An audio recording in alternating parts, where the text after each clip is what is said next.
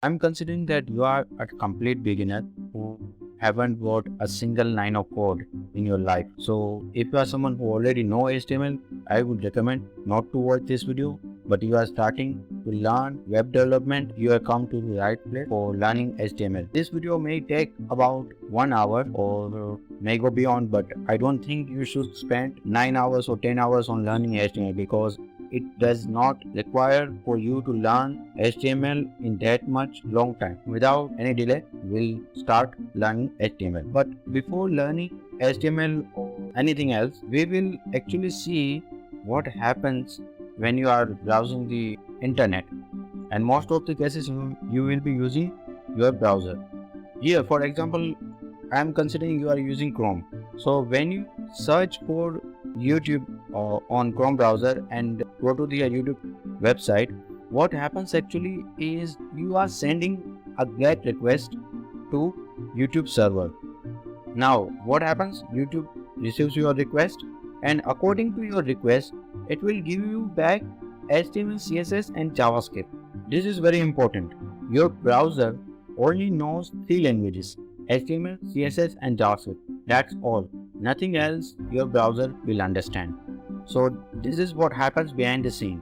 Now we'll talk about what HTML is. HTML is nothing but hypertext markup language. Hypertext, what is hypertext? Anything you see on your display is some sort of hypertext.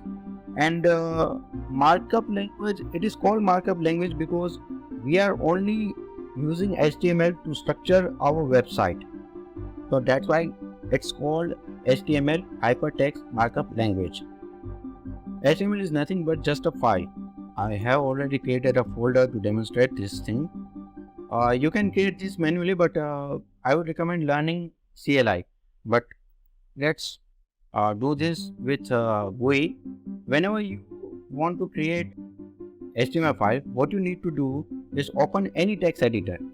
In my case, I'm using Ubuntu, so I got text editor. I will open the text editor, and here what you need to do is write the following: HTML and HTML complete. We'll get into what is HTML5 and all that stuff, but for now just do this: head and then body. I will explain everything. Just do whatever I'm doing, and you will see what will be the end result here. Let's write learning HTML. Okay, and for body I will use p tag. Don't worry, we'll learn what is p tag and all. I just want to show you what HTML is all about. Okay, we just wrote a plain text in a coding language, and now we are going to save. This is very important. I will just navigate to the folder. This is very important. When you are saving your file, you should put HTML after the dot. Save it. So you see now there's some sort of coloring here that indicates this has special meaning, this has special meaning. This is just a plain text. Now, as I told you, your browser understands HTML, CSS, JavaScript. So that means you can open this file in your browser. So let's navigate here. You see this one. Right click.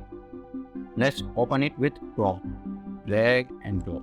So you see this is HTML. This is a paragraph tag. Now there's one more thing. I can write this random text is here and refresh the page. It will understand, no problem. But when we use a specific text like I wrote here, they all have special meaning. Like HTML, this HTML shows that this document is going to be HTML. I'll explain in more detail, but this is what it is. You can write your whole page in text editor like Notepad if you are using Windows, and in my case I'm using Ubuntu, so that's gedit.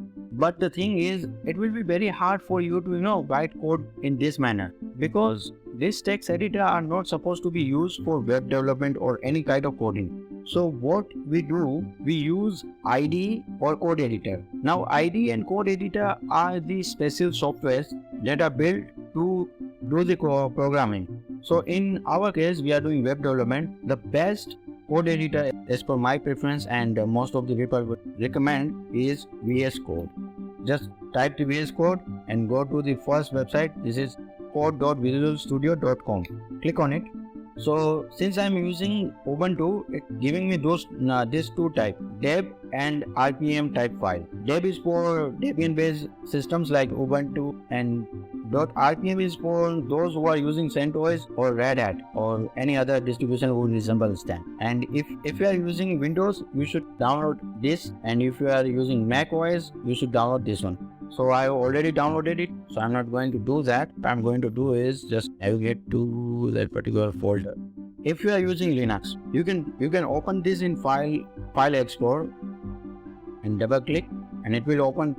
Wait a minute. Okay, so I don't have installed the GUI version of deb package manager, so I will use CLI to install the same. Write dpackage-i port. Okay, I will have to run it as a sudo user. So now VS Code is installed. Let me check VS Code. Yeah, it is here. You can use any code editor. In my case, I have shown you Visual Studio Code. Some people like to use Notepad++, but my personal recommendation is to use Visual Studio Code. You have to be careful. I want you to install Visual Studio Code, not the Visual Studio. This Visual Studio is totally different from this Visual Studio Code. This is IDE which has completely different usage for it. Okay, so I don't want you to do that. Just install Visual Studio Code. One option is that you use code editor that is installed on your system. Another option is that you go for the online code editors like CodePen. Just go here and you can sign up for free. So once you have signed up for it, it will redirect to this page. Here you can write your HTML, CSS and JavaScript. For now, I want you to minimize these two. We will cover CSS and JavaScript in completely separate video. Now we will be focusing on HTML. So you can use CodePen, and there is one more alternative which is Sandbox Code. It's also free. Just click on try for free. You can use it without signing up, but I would recommend signing up. So let me click on sign in. Let's go with it. Okay, so here what you can do is click on static.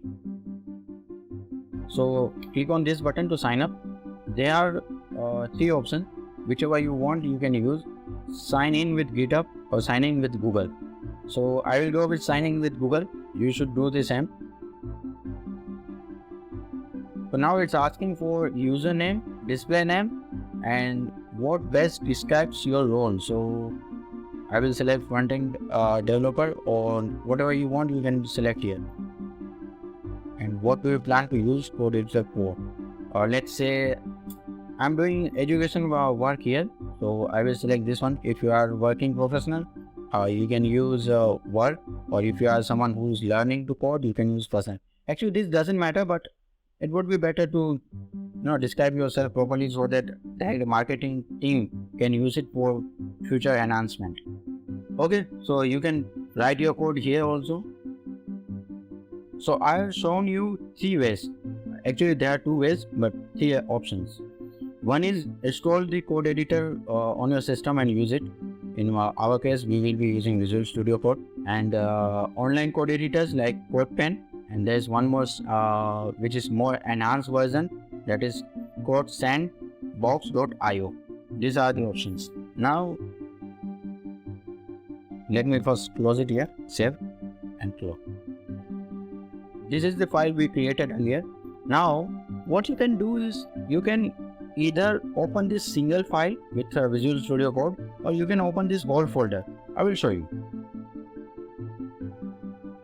Actually, I already installed the code editor earlier, so it got the default setting I had earlier. I will just exit here, close the folder. Here you have two options. One is you open a particular file, or another one is you open the whole folder and do your work there. Drag and drop. This will open a specific file. But what I normally do is open the whole folder so that whenever I need to create more files, I can do that in the same folder without moving away from the Visual Studio. So what we'll do is open folder, and this is the folder we are in. So I'll just click on open. Here we have our file.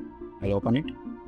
Now we can do this thing that write our code again and again, but what Visual Studio Code provide is Emmet. We'll use Emmet to generate our boilerplate. Now what is boilerplate? Boilerplate is the starting point of your code for HTML. So for that, what you need to do is write exclamation and hit tab. You see here, you can see Emmet abbreviation. Okay, just hit tab. So it will generate the boilerplate for us.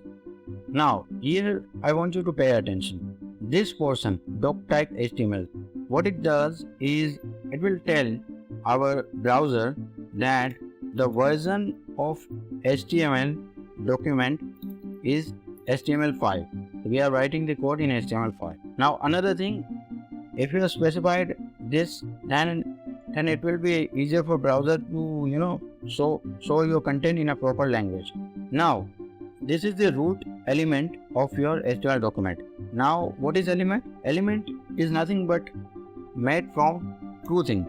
One is opening tag. This is what we call opening tag, and this is a closing tag, and whatever the content goes between. Earlier I showed you how we wrote a p tag. So what happens? This tells the browser that this block of code, it's going to be a paragraph. So browser will render this portion as a paragraph. This is a paragraph. Now like this, we have many tags, like for generic purpose of containing everything we use div tag. Yeah, if you are wondering how did it wrote the whole element when I just wrote div and hit the tag, it's because it uses Emmet. Emmet helps you to write your code faster way. Let me explain what this represents. As I told you, this is your root element, okay, HTML. So whenever you write your website, your content will go within this element. Now there are two portions. One is head, another one is body. Head provides more information about your website to the search engine like Google and all. What it does, it helps search engine to make your website visible and provides information about your page. And this is a meta tag. There are two types of elements in elements or tag, whatever you want to say. One is like this div tag. It has opening tag and closing tag. Now there are some tags which don't require closing tag, like image tag. So image tag doesn't need any closing tag. If you write img, that is the tag. Okay. For the self-closing tag, some people use slash to indicate self-closing tags. But it doesn't matter if you are using only HTML. If you are using some libraries like React or Angular. In React, this is important to write it like this, because otherwise it will give you error. Okay, but that is another topic for discussion. So there are two types of tags. One is this normal tag, which has opening and closing tag. Another one is self-closing tag, which doesn't require closing tag, but it requires opening tag. Okay. Now here you see, this is opening tag, here is closing tag, here is opening tag, here is closing tag. Opening tag is wrote without any slashes or something, slashes, but when it comes to write the closing tag, you have to write it like this, like opening tag, but it will have this slash in front. Now what two things represent is this will tell the browser that this web page contain this and this data. Now meta tag, it is a self-closing tag. As you can see, there is nothing here that is closing it. So meta tags are used to provide information about your page. Like this tells that whatever the character you are going to use in this document will be rendered using UTF-8 cache. What is UTF-8? UTF-8 is just a character set. Like if you have heard this before, computer only understand ones and zero. So what happens is to represent A. Okay, to represent A, computer will use combination of ones and zeros. I'm not saying this is the actual code, but suppose this is the code. So what will do is it will do mapping, like let's say to represent A, it will use combination of 1 and zeros like this. To use B, it will use combination of zeros and 1 like this. Okay, for example, this cassette indicates that when you write A, it will use this code to tell the computer to render your text. Now one more thing. This is specific to Microsoft, so you don't need to pay attention here. This one is very important. Now why it is important? This meta tag tells browser that this content, when you render it, I want you to set the viewport as the device width. Okay, and initial scale will be 1. Now what does that mean? You know that smartphones have resolution of, let's say, 1080 by 720 pixel, and there are laptop or computers that has resolution of 1080 pixel, 720 pixel.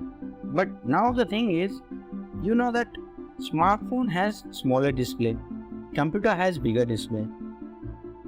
Let's say this is a desktop, and let's say this is a display of a mobile phone. Now both has same resolution, means both can display video of 1080p by 720p, and this one can also display video of 1080 by 20p. But this has a smaller size, this has bigger size. If suppose this wasn't here, what would happen is that let's say there is a this block. When I open it in a desktop, it will look like this. Both has same resolution. That means if I opened the same website mobile phone, it should look smaller, like this. Not like this, sorry, like this. I mean, you see, both are the same boxes, but they look different on different devices.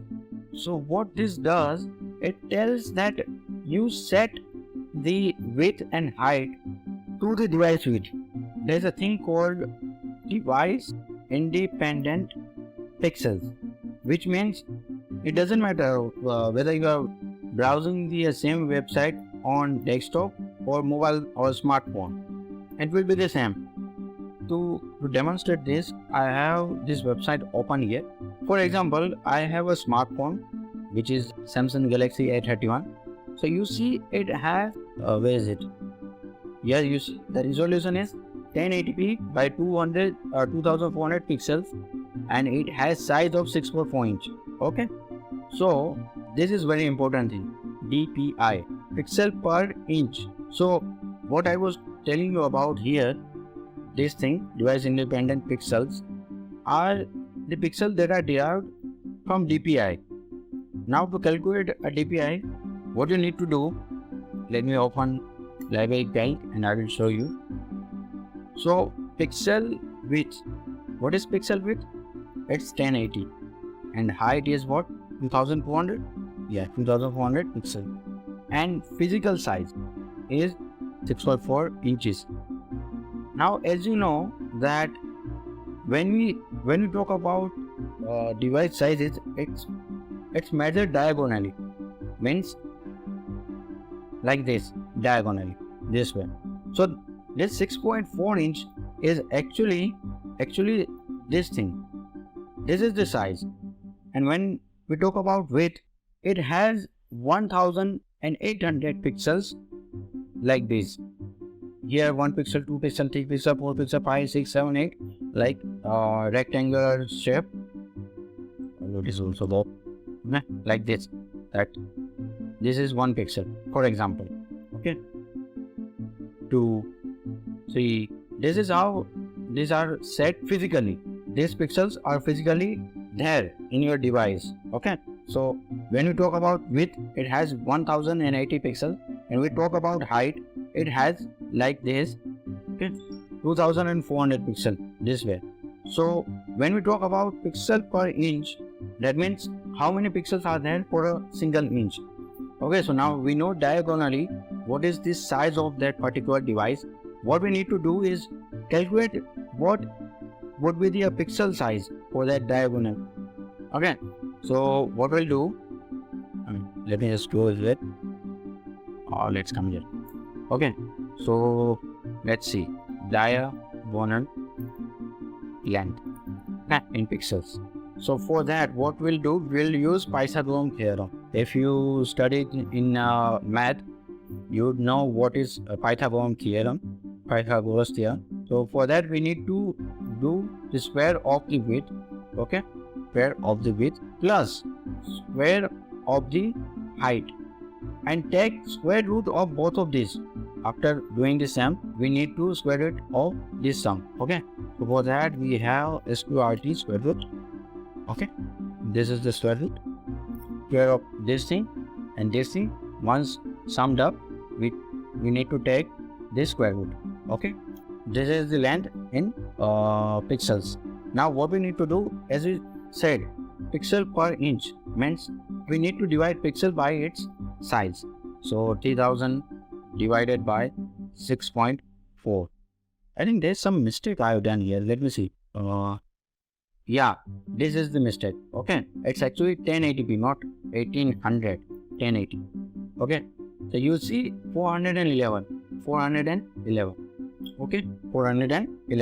So why we calculated this? Actually what happens in web page is browser will convert your this pixel size into device independent pixel, DIP. Okay, so for that what it will do is it will multiply this by 160, okay, and divide it by sorry, I want to do was multiply this by 180, 160. I don't know why am I making the same mistake over and over again. Okay, so this divided by what? Pixel density. Okay, let's say this is the width. This is the actual width your browser will use to display your web page. Okay, actual device independent pixels. Okay, deep. And for height, this multiplied by your multiplied by 160. 160 is a constant.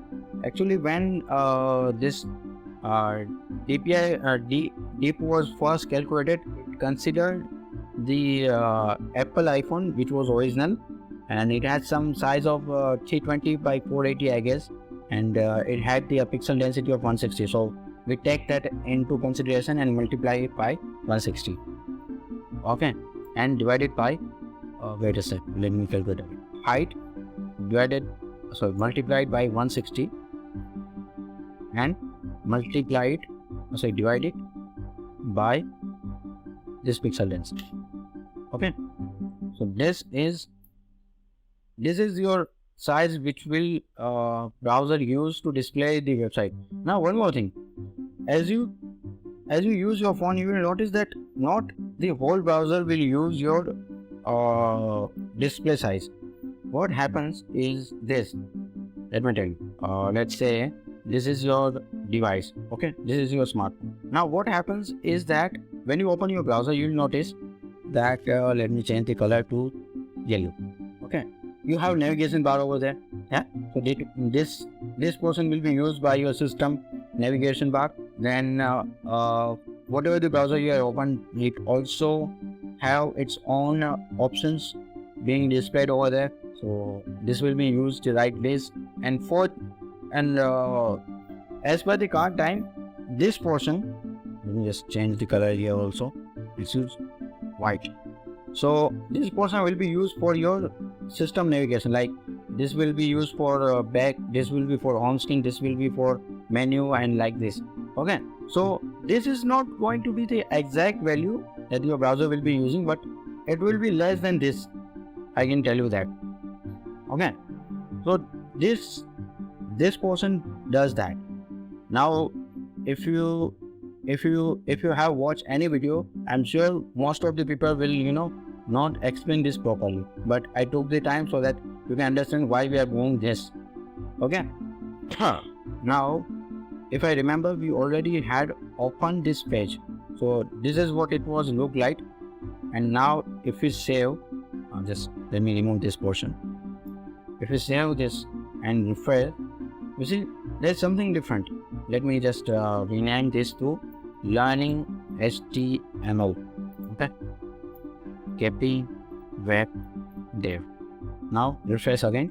You see here, whatever you write under in between this title tag, it will be displayed here on your browser tab.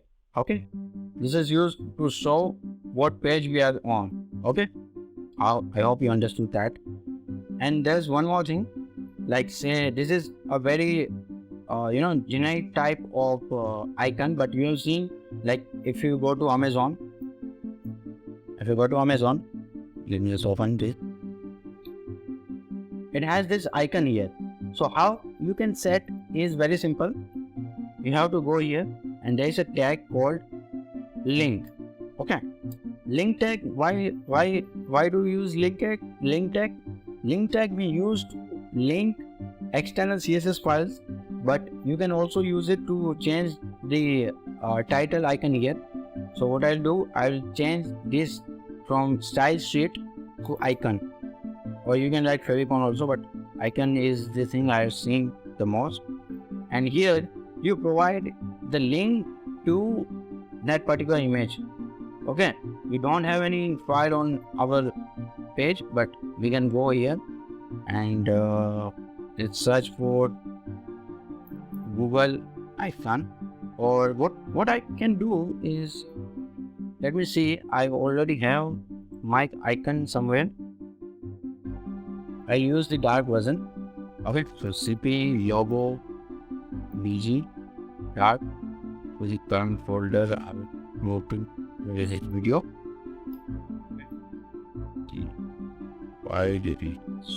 That's okay. No problem. I will go right over here. This one. What you can do, you just drag this one to your this file explorer of VS Code and drop it. Okay. Now what we are going to do, we'll link this one. So you just write dot slash and it will show the image. I click on it, save it, and let's go back to what is failed to say content of the file is newer. Please compare your version with the file and override. I don't know what it is say, but anyway. Okay, now if I refresh, you see there is icon. This icon has been changed. Okay, so you can use this for that. Now, as we were talking about meta tags earlier, there are many meta tags. If I go online and search for meta tags, okay, I will open W3 School, new tab. Okay, here you will see some meta tags which are used commonly. Like we use this tag to provide keywords. Whenever you are the Google web crawler will use this tags to rank your page and describe this. Now what happens? Let me show you. When you go to Google and search for Amazon.com, yeah. So this content you see, it comes from here. This description meta tag. Whatever you write here, it will show when your page is being indexed on Google or any other search engine. And this is the title. If I open it, let me just show you. If I open it here, Amazon.com, spend less, smile more. Okay, if I over here, you see Amazon.com, spend less, smile more. Okay, this comes from the title bar as I show title tag as I showed you here. Okay, and for this meta tag name, description, okay, and content is what? Learning HTML with KP web dev. Okay, so this is being displayed here. Okay, if I go here and right click, and there is an option called inspect. what it does, it allows you to see the code. Okay, HTML code, CSS will be shown here, and HTML is here. So what I'm going to do is I will just close this one and search for that, and search for description. You see here, you see free shipping on millions of items. Right, go here, free shipping on millions of items. Get the best of shopping and entertainment with Prime. First, go here and see. Okay, I think they tweeted it big, but this is what it will be shown here. Okay, and as you can see, there is this keyword meta tag, which has keywords for Amazon, like Amazon.com, Amazon books, online shopping, books, computers, cell phone, toys, games, all things is here. Okay, and there are also some other meta tag you can learn from online, because we are not going to cover each and every meta tag. Yeah, when it comes to doing search on your own, I would recommend when you search for it, like let's say meta tag, you can write W3 School. That was the website we are viewing this meta tags, W3 Schools. Okay, and write W3 Schools. So it will give you the W3 Schools page. Or there's one more very good resource, which is MDN, meta tags MDN. Okay, here now the difference between W3 School and this Mozilla developer is that this will provide you a very brief description about whatever you are searching for. Okay, like this portion only. But when it comes to MDN, it will give you the whole document type. Okay, it will explain each and everything. So if you are looking for a proper explanation, I would recommend to go to the MDN page for that. Or if you are looking to bird's eye view, you can come here and take a quick look. Okay, so where were we? We are here. So this is used to change this. Sorry, this is used to change your details about your page, like meta tags. This is used for character set. Ignore this one. This is used for viewport, setting your viewport.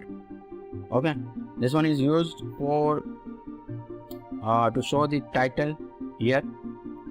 This is used for this link tag is used to, be careful, you have to write relation to icon. Okay, rel to icon, like this. So it will change the favicon of your page. Now as you can see, whenever I'm doing any changes here now, like this, I have to refresh this constantly. So what you can do, if you are using VS Code, you can go to extensions and write and search for local server or local host or live server. Search for live server. This is the live server by Ritwik Day. Okay, install this. I already installed, so it's showing the option disable and uninstall. You will get the install. Once you install, I will recommend to close the VS Code and open it again. You will see an icon like this. Okay, go live. So when you click on it, it will open in your browser. Give it a time. Okay, it has automatically opened, and then you just close this tool. So if I just put it this left side and go back to here and just back this one, put it side by side, you will see whenever I do any change and get the control as, you will see it will automatically refresh. I don't have to do it manually. Okay, now whatever you write in the body tag will be displayed on the web page. in your body of the web page. Okay, like here. So if I write any gibberish here, like this, and save, you see, it will be displayed here. Okay. Now, in HTML, we have many tags to display different types of content. So, as I told you, there is a P tag to write a paragraph. Like, yeah, there's one more thing. If you are using VS Code and write Lauren, and then type whatever the number, like let's say 5, and tap, it will give you 5 words: 1, 2, 3, 4, and 5. Okay. If I write 50, it will give you 50 words. Okay, like this. Okay. And we also have headings. Like let's say for bigger heading, you can write H1, heading 1, or say H2, and there's also H3 also is there, H3, okay, H4, H5, and H6. Okay, this is the heading 1, this is heading 2, this is heading 3, this is heading 4, this one is heading 5, and this one is heading 6. Okay, it starts from 1 and goes to 6, and the number is higher, the smaller it will. Okay, if you don't apply your custom styling, it will use browser default styling. Okay, we'll learn about styling in CSS in separate video, but this is how it will look by default. Okay, done. Now there's one more thing I need you to pay attention. There are actually 3 types of elements. One is block element, another one is inline element, and the third one is inline block element. Now what are these? You see, when I wrote this paragraph, it has automatically given some margin here, and it using the whole width of the viewport. By the way, viewport is this portion of your browser where your page is displayed. Okay, so it uses the whole viewport width. Okay, like this. You see, yeah, one more thing. You will notice that if I write, let me just disable the PTF. Say, how can I disable? Yeah, disable here. Leave it. Okay, what happens is, for this demonstration purpose, I'll use CodePen. Okay, CodePen.ie, because when I'll write it here, it will format it, so I don't want that. Go to here, pen, we'll open a new pen here. Okay, so this is how I'm going to run. This is a sentence.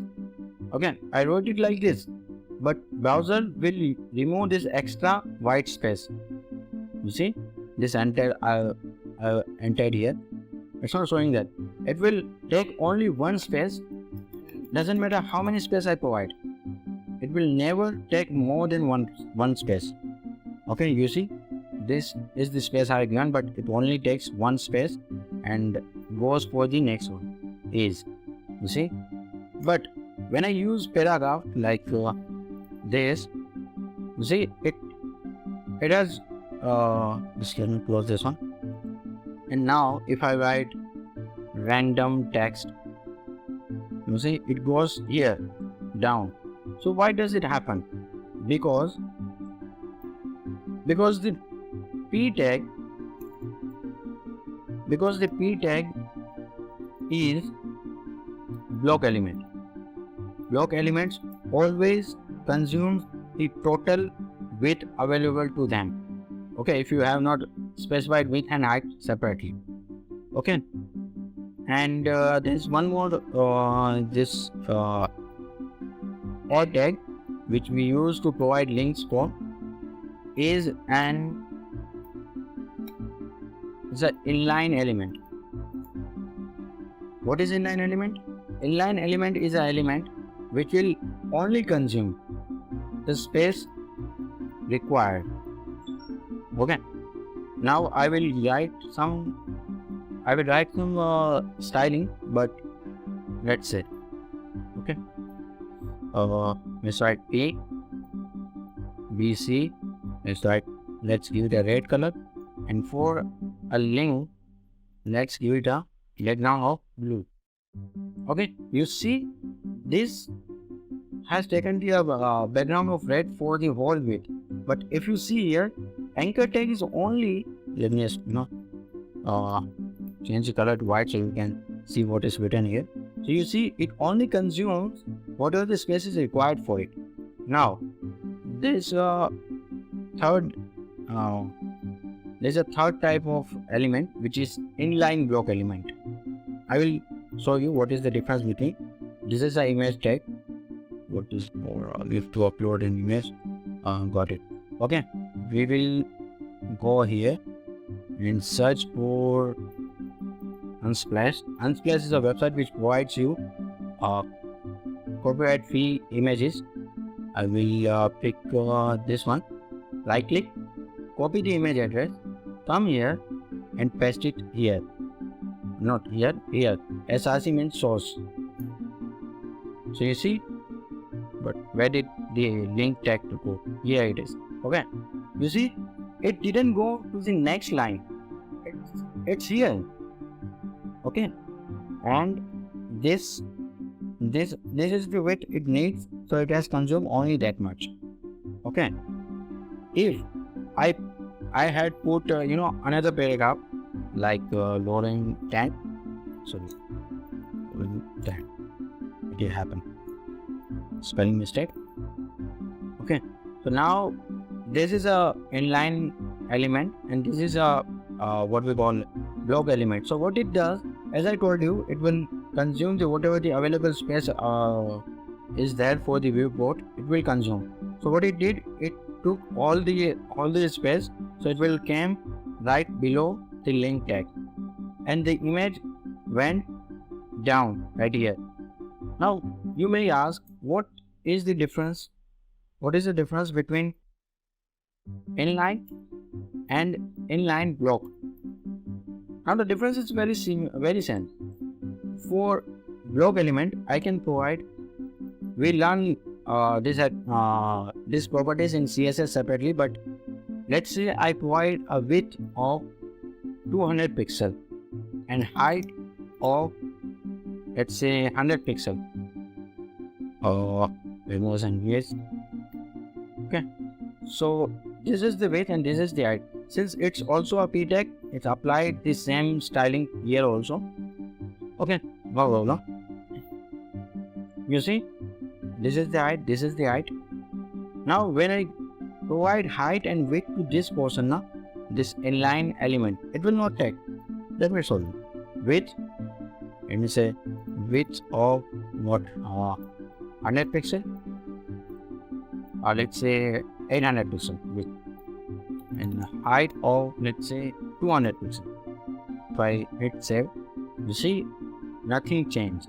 But when it comes to inline block element, what it does, it occupies whatever the width is required for the element, but it doesn't, occupies the total width, and it also allows to provide height and width to it. So if I select the image, img width, let's say 100 pixel, and height, let's say 200 pixel, portrait type. So you see, width and height it's applied. And if I write another link tag here, say another link tag, okay, like this, you see, it goes right beside. It doesn't go below it. Means it will not down here. Okay, it will just be here. So this is the difference between block element, inline element, and inline block element. Okay, now if you want to see how many block element or inline block element are there, you can go and Google it, like block elements in HTML MDN. I go here, should be a list elements. Okay, so these are the elements which are block type and block level elements. You see this all h1, h2, h3, h6. This whole elements are block level element. If I go to inline elements, this is the list of inline elements. Okay, and the image also considered inline. You will see. That's what I'm saying. No, it shows it's an inline, but it's actually an inline block element. Okay, and the difference I'll already shown you. Don't worry, I will provide the links in the description section. Okay, so there are many elements. You can, as you can see, if I go here, there are many elements. Okay, so what I'm going to do is I will show you the most used elements. Okay, so the most used is one is paragraph, another one is heading, another one is div, and there's one more. Yeah, there are many, but let's go with it. Yeah, there's one more span element. Span is similar to P, but P is a block element. This one is an inline element. So when we'll come to CSS, I'll show you that how you can style up, change the color of a particular portion of text. So when you want to do that, you have to write, you have to wrap it between this span element like this.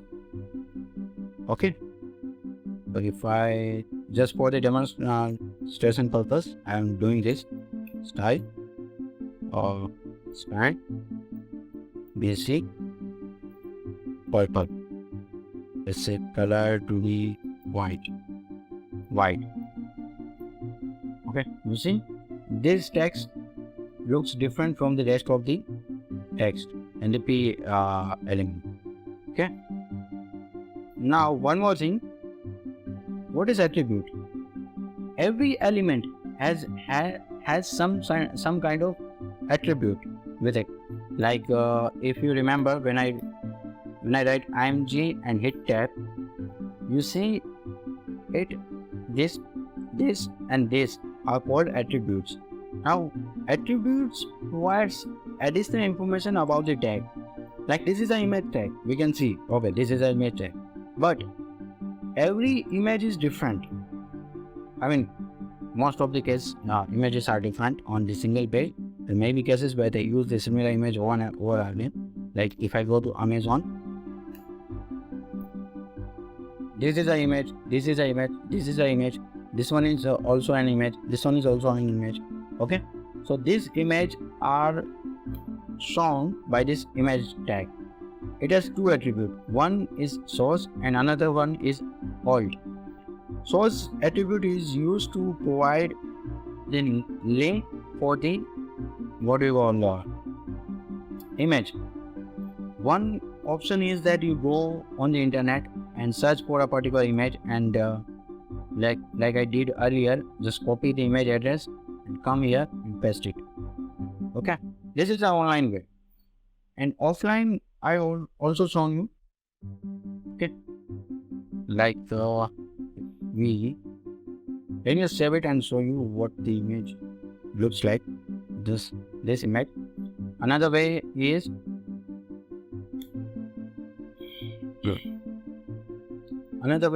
to provide an image that is saved on your system. Okay, like you can use this logo image. Okay, now this alt attribute is used to provide, there are some people, unfortunate people, who doesn't have good eyesight like we have. Those are blind, okay, and can't see or can't read, and they use a device called a screen reader. So it will read for them, and when it reads, it uses this, whatever the text you provide in here, it will read that.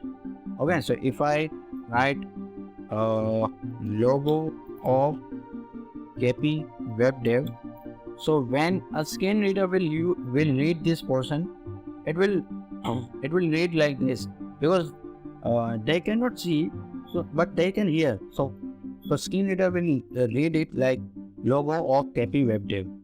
Okay, and this is useful for another purpose. Like say if I made a typo here, so it will show like this, logo of KP Web Dev attribute.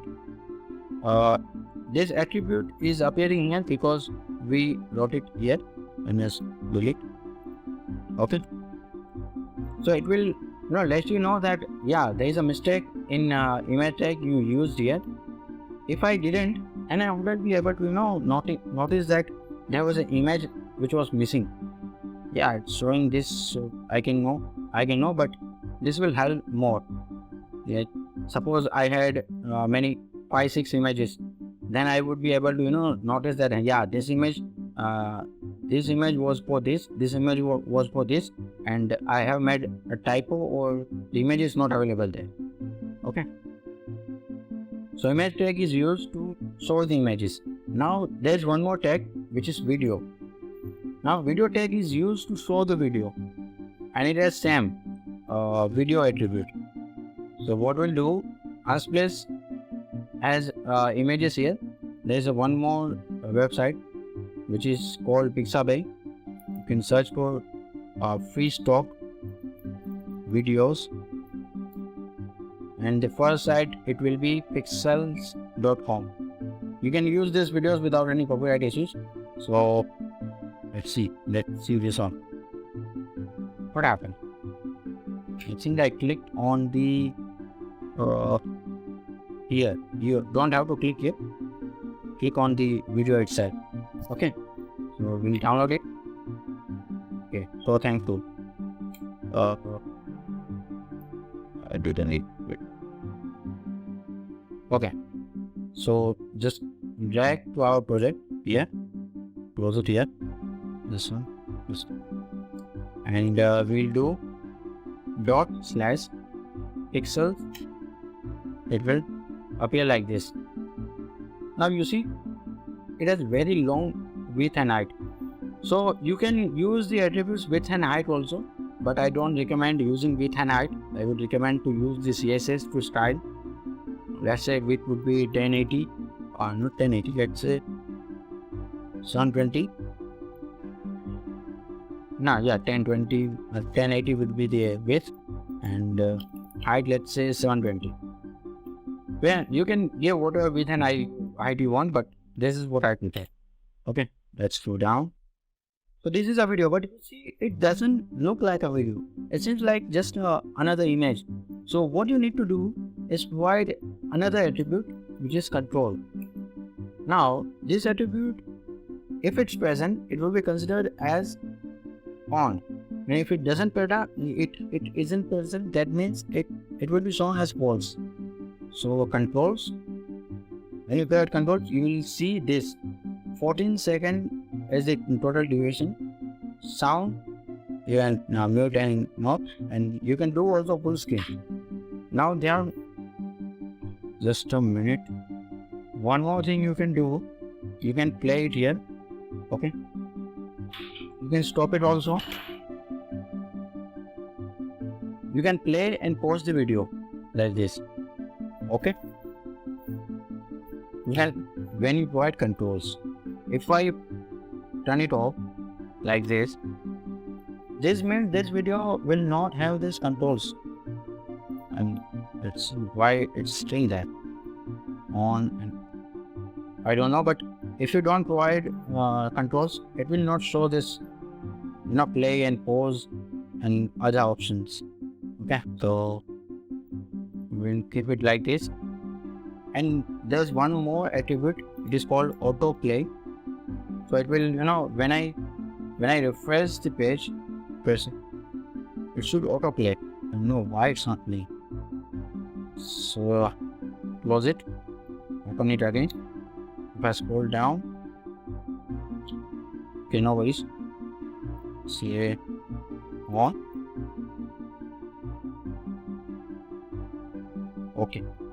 Okay, and let's say you want this video to loop. Once it's finished, you don't want it to stop. Like if you see, when it finished, it stops. But you provide loop, then it will it will keep playing it again and again. Once it's finished, you see, when it gets finished, it will autoplay again and again. You see, like this. Okay, so this is the video tag. Now there are many, but we'll keep on going. There's a link tag. Sorry, not link. Anchor tag. Anchor tag is basically used when you want your user to navigate to different page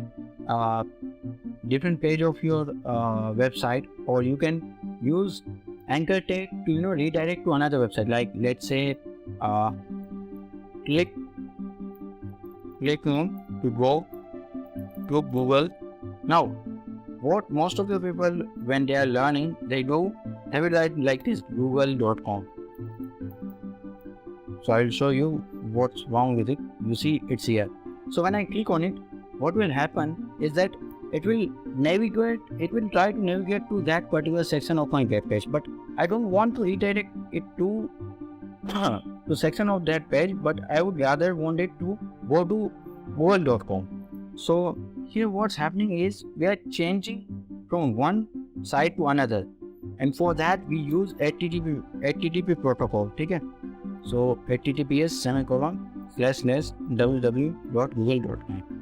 So if I go to localhost, what happens? It's being on 5000 port. Yes, this is the page. Okay, so now if I click on it, my page will be changed to google.com. It will not be changed, but it will be redirected to that google.com. You see, we are on google.com. Now if you want this to open in a new tab, what you can do, there is an attribute called target. When you see, these are the options available for you: blank, parent, cell, top, but we'll use blank. Okay, so now if I click on it, what happened? Oh yeah, let me just press. Let's do that. There was a typo, not blanks but blank. Just come back and keep on it.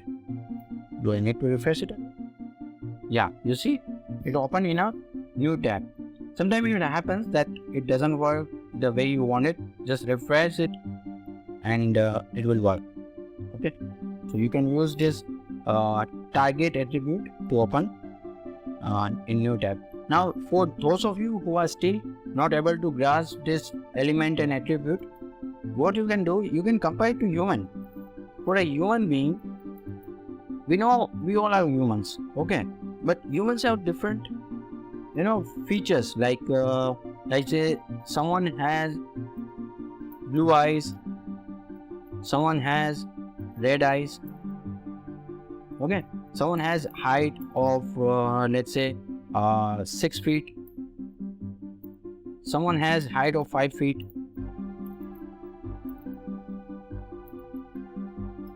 Like you see, so these are attributes of a human. Likewise, in HTML for tags, we know this is an anchor tag, but it has its own features, its own attributes to differentiate it from other anchor tags. Okay, understood? I hope this will help. So let me just close it.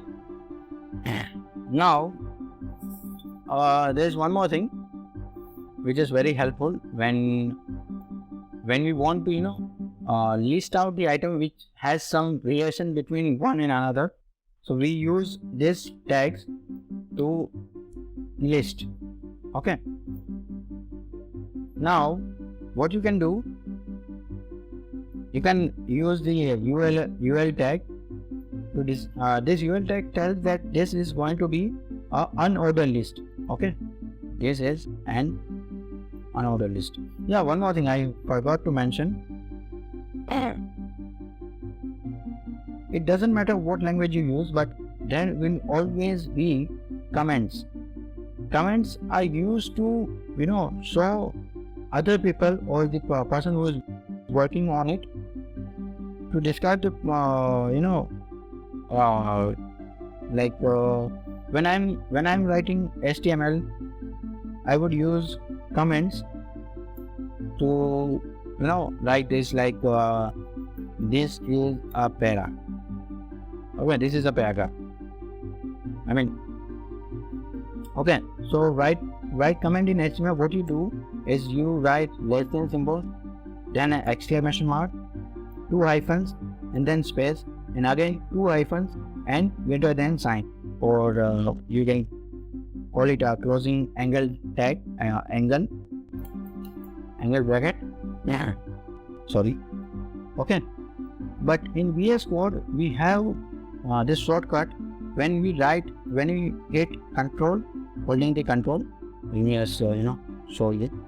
When I keep pressing control and hit slash, it will provide me with this comment.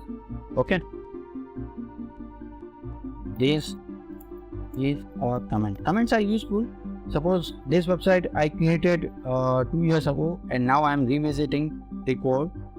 Then I can see like, this was my paragraph, this was my navigation section, this was my hero section, this was my feature section, like that. Okay, so comments are useful. So I'll write unordered list.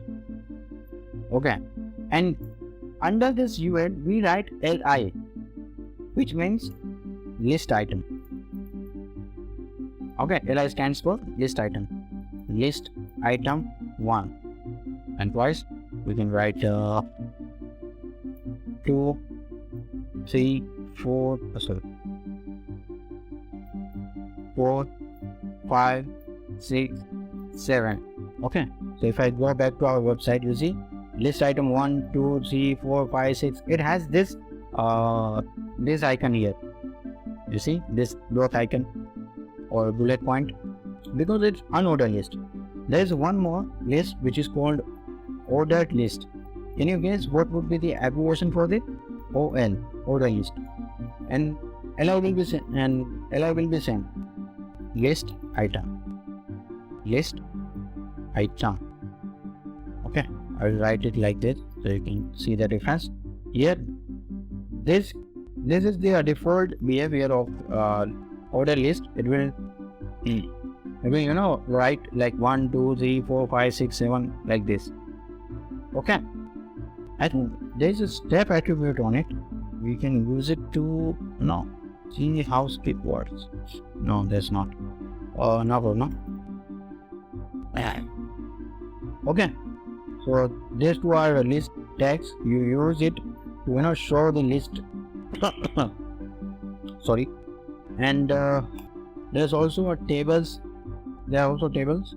If you have visited any website, you might have encountered a table. So for table, what we do, we write table. It indicates that we are writing a table. Now table has different parts. When you write a table, let me just so let's say this is a table. So this shows this table. Now table has different rows like this. First row, second row, and in this row you have different columns. First column, second column, third column, like this. Okay, so in HTML this whole is called a table, and this row we'll call it TR. TR stands for table row.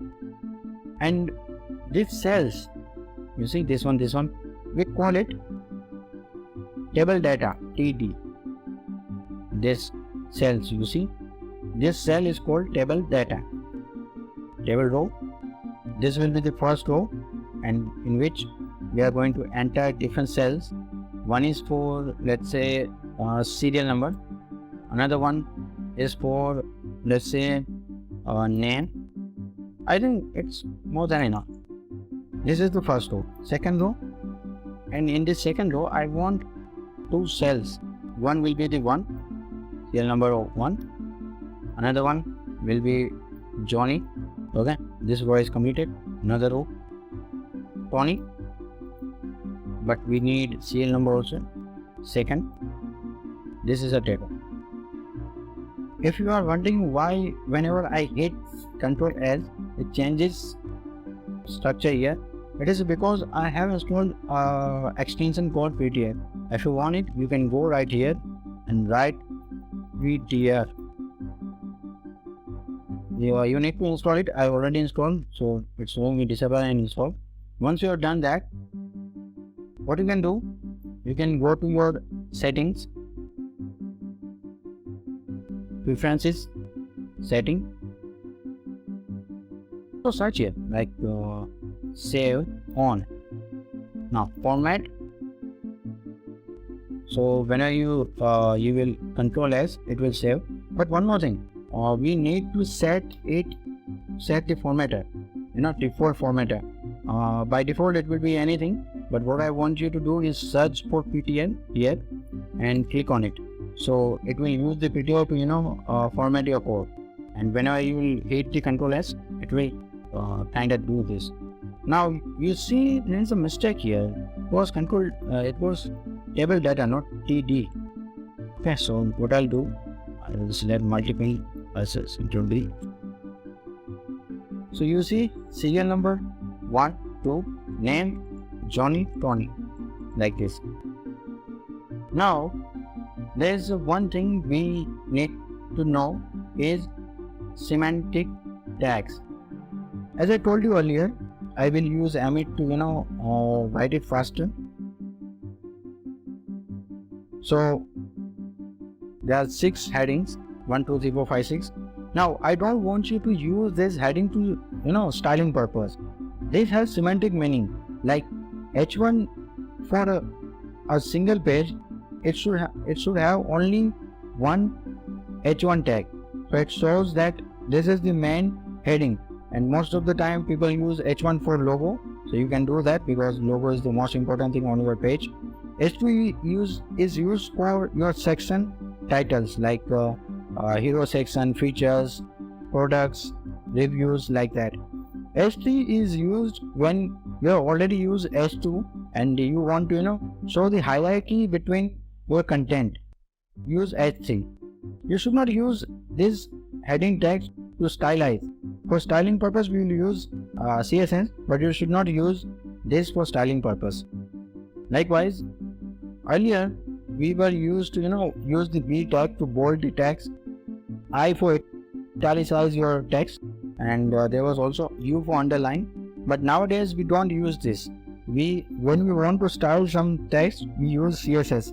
Okay, we use HTML for only structuring purpose. Let me show you what do I mean. There is a thing called separation of concern. HTML is just used for structuring. Okay, it's like a skeleton. CSS is like a skin or mask, you can say, to show the appearance and all that thing. And JavaScript is to show the behavior. For human case, like say when we talk, we are behaving. Okay, when we walk, we are behaving. So I want you to understand that.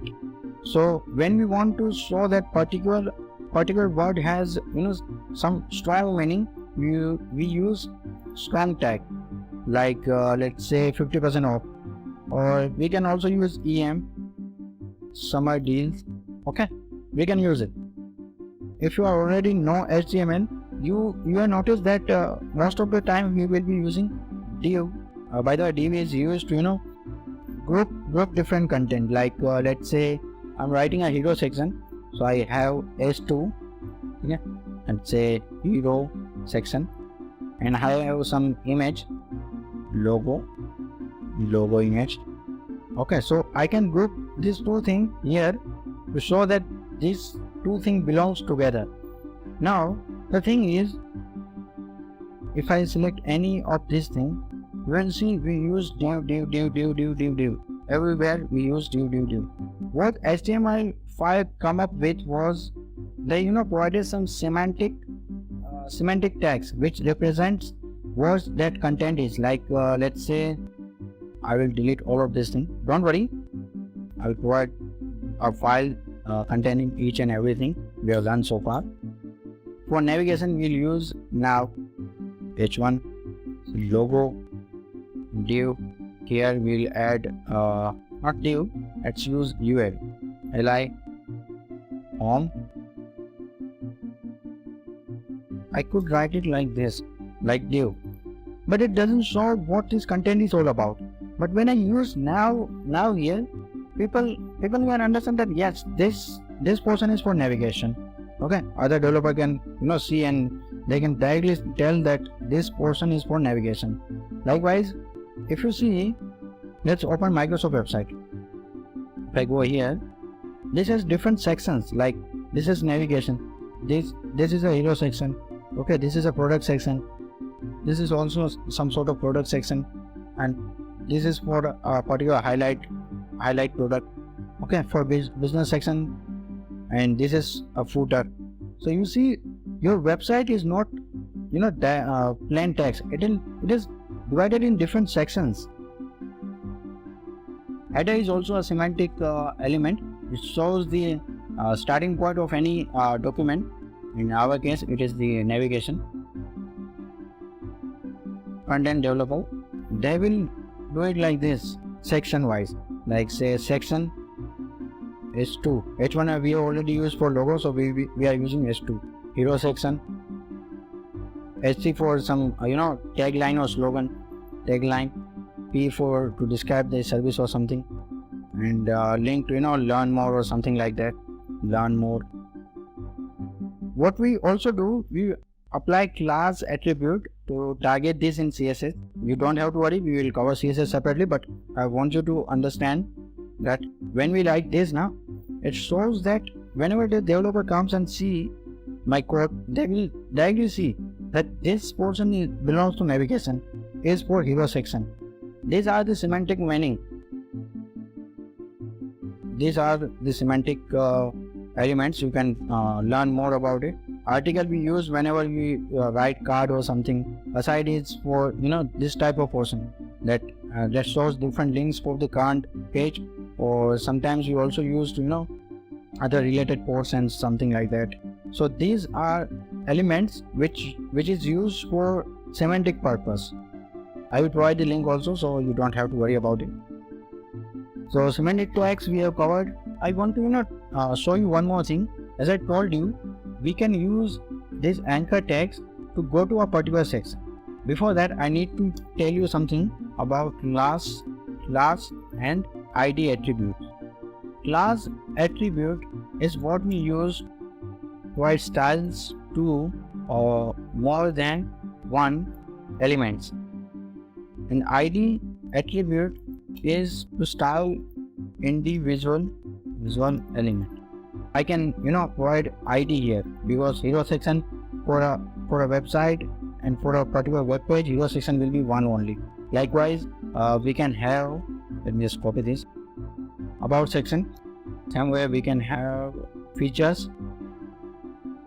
We can have a separate section to show our products. We can have separate section, products and services. And let's add one more, reviews. And the last one is footer, like copyright 2023 KP web dev. If I go here, you see hero section, this one is about section, features, this one is products, this one is for services, reviews, hero, about, features, product.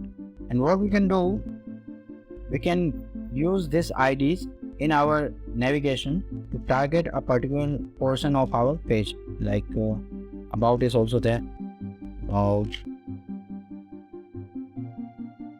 products, services, features, products, services, reviews. This will be added. When I click on it, this will be added. Now what I want to do is provide more text here so that it will go down. we'll select like this and then add lorem of let's say 300. You see, I think it should be more. Let's say lorem 1000. You see, we have added 1000 words here. Now, as I told you earlier, these links are case sensitive. If I now change it to about and click on it, it will redirect to about section. See, but for features it's not working. Why? Because it's also capitalized here. See, features. So we need to change it to feature.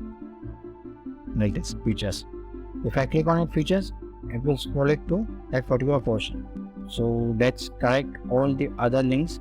What I'm going to do is collapse the whole body, then expand, and you can see, I'll just open this one. Okay, for products, we have small p. For services, we have small s. And for reviews, we have small r. Now let's test it. For home, we are already on home.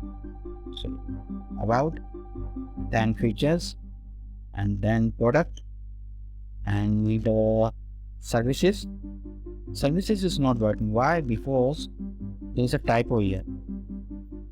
Okay, so let's correct it. And if I click on it now, you see, and also reviews, the thing is S. Okay, so we can use anchor tag to go to a particular section of the page, or you can also go to a different website, but you should be careful.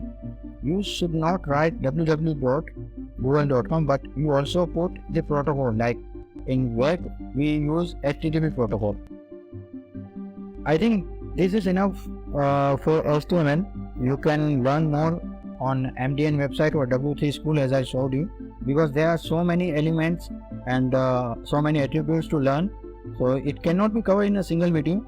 I told you what are important, so you can go further and explore. Now the last thing is, I want you to deploy this website on the internet so you can show off to your friends or colleagues or family members also if you like. So there is a website called Netlify which allows you to host your website for free. Okay, so we'll go on Netlify, just sign up for it.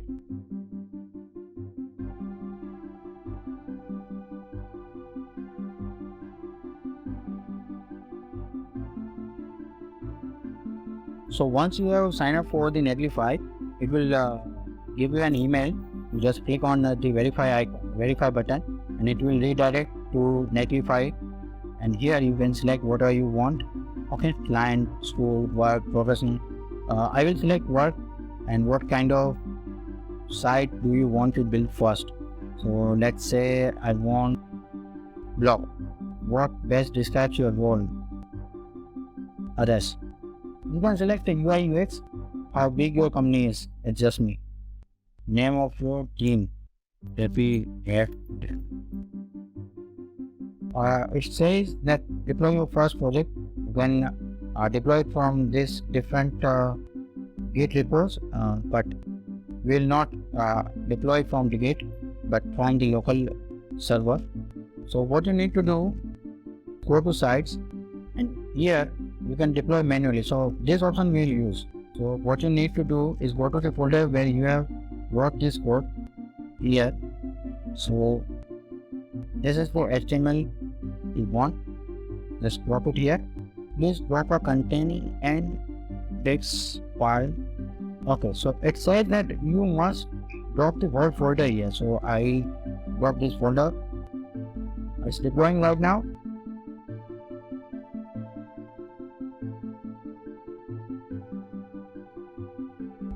There's some error happening here. Looks like you have followed a broken links or a content URL that does not exist on site. Let's see what mistake we have done here.